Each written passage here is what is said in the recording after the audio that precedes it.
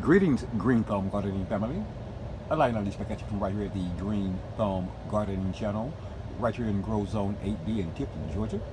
Now that hum you guys hear in the background is the hum of our two small heaters that we use to keep our greenhouse warm on cold nights such as tonight. It's currently 44 degrees outside here in Grow Zone 8B in Tipton, Georgia. We're expecting our nighttime temperatures to drop here tonight before sunrise down to a frigid 29 degrees. And if indeed we do see 29 degrees before the sun rises tomorrow morning, a lot of things in our backyard food forest back there won't be looking the same tomorrow morning. And those things include our pomegranate trees, our banana plants back there. We still have pepper plants planted back there, etc., etc., etc. If indeed we do see a nighttime temperature tonight of 29 degrees, none of those things will be looking the same tomorrow morning, unfortunately. At any rate, Green Thumb Gardening family, the subject of tonight's video was another propagation experiment that I've been holding out on you guys and gals out there currently watching this video. Currently subscribe to our channel for about the past 15 to 20 days here. We've been conducting this propagation experiment I'm about to introduce you guys to for about 15 to 20 days. And again, all of the propagation experiments that we currently haven't shown you guys and gals out there is not because we just don't want to show you guys these experiments or bring you guys along for the entire process. We simply cannot record every single thing that we do here at the Green Thumb Gardening channel, at South Georgia Figs, at the More You Grow Container Gardening, and at Green Thumb Nursery. So we apologize for not being able to bring you guys along for every step of this grow experiment. But at any rate, we're going to introduce you guys to exactly what it is that we currently have growing on here in our high tunnel greenhouse. About 15 to 20 days ago, we had a dear friend of ours and her husband, Jan, and her husband Danny, to offer us some cuttings from their cotton rose trees that they were currently growing in their yard, or Confederate rose trees that they were currently growing in their yard. We took a trip out to their house out there. We collected those cuttings from them, and along with a bunch of other things that they gave us, and we'll show you guys those things in another video. At any rate, we took a total of 2 cuttings from one of their trees out there. We took those 2 cuttings, we cut those 2 cuttings into 3 separate sections each. That gave us a total of 6 cuttings. And we also took 1 large cutting from out in the bushes that we attempted to dig the plant up. Didn't really work out for us, so we ended up with a large cutting that we attempted to propagate also. And I'm going to show you guys what those things look like right now. And for most of you guys out there who currently follow our channel, you already know that we typically propagate, the majority of what we propagate, in a shallow container of water, and under any other circumstances we typically use plain white sand. So we took the liberty of propagating these Confederate rose cuttings in water. We propagated our larger cutting first. I'm going to show you guys what it looks like. And we propagated our cuttings about 10 days ago. So we started out with our larger cutting first, and in water, of course.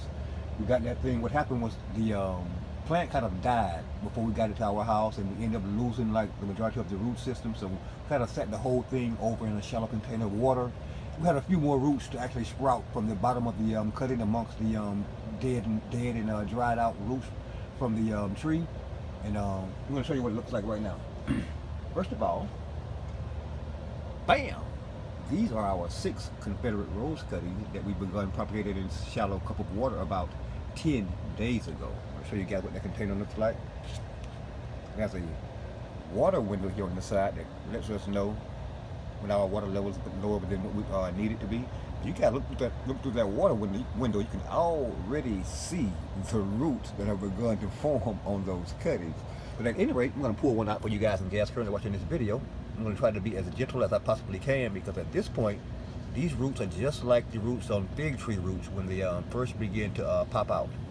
These roots are very, very brittle, and they will easily separate from the cutting. But take a look at this, Green Thumb Gardening family. Bam! It's only been about 10 days, and you guys see the roots that have begun to form along the bottom of this cutting now. I'm stoked about this. I mean, it's only been 10 days. It's been cooler here, so things here tend to propagate a little slower than what they would during the spring and summer months. But nevertheless, our Confederate rose cuttings that we're currently propagating in this shallow container of water. I'll pull another one out for you guys, see what's going on with it. This one actually has already sprouted foliage along with those developing roots along that stem there. And we're super excited about that. We're going to pull out one final cutting from this container because we really don't want to disturb our roots that much at this point, because again, they're very, very brittle and they will easily separate from the stem of our cuttings at this point. It's another one of our cuttings. Again, you see that foliage already popping out after only 10 days in that shallow container of water. But look at the tremendous amount of roots that have begun to form along the lower portion of the stem of this cutting. We couldn't possibly be more pleased by the rate at which our Confederate rose cuttings are propagating for us here in this shallow container of water. Shallow water works every time. We've been saying this for the past couple of years now. Do not fill your cup all the way to the top with water. 1.5 inches, 2 inches in the bottom of the cup is more than sufficient to root virtually any type of cutting. Next up, green thumb gardening family, our gigantic Confederate rose plant that we were actually able to bring back to life. We showed you this container in another video here on one of our other channels a while back, and we told you guys that we would come back on another channel and show you guys what it was exactly that we planted in this container. This is our Confederate rose cutting tree here, and it's about 2 feet tall probably. I'll raise this camera for you guys. As you can see, we already have a little new growth down there at the bottom. You see those older dead roots there at the top. They all died up. We have some very healthy roots going on down there below the soil. You see one of those white roots right there. That's what these roots are supposed to be looking like, as opposed to that over there. Let me get that root covered up over there. At any rate, as I raise this camera up, you can see new growth all along the stem of our 2-foot Confederate rose cutting here, or tree here. And doesn't all of that new growth look absolutely fantastic? We couldn't possibly be more pleased by the rate at which our Confederate rose cuttings and our Confederate rose tree are beginning to grow for us here in our high tunnel greenhouse. Thanks for watching. And if indeed you do currently find yourself watching this video and you're not already subscribed to the Green Thumb Gardening channel, please take a moment to hit the subscribe button beneath this video, the like button, the notification button, and be sure to share this video with your friends and family as well. Thanks for watching.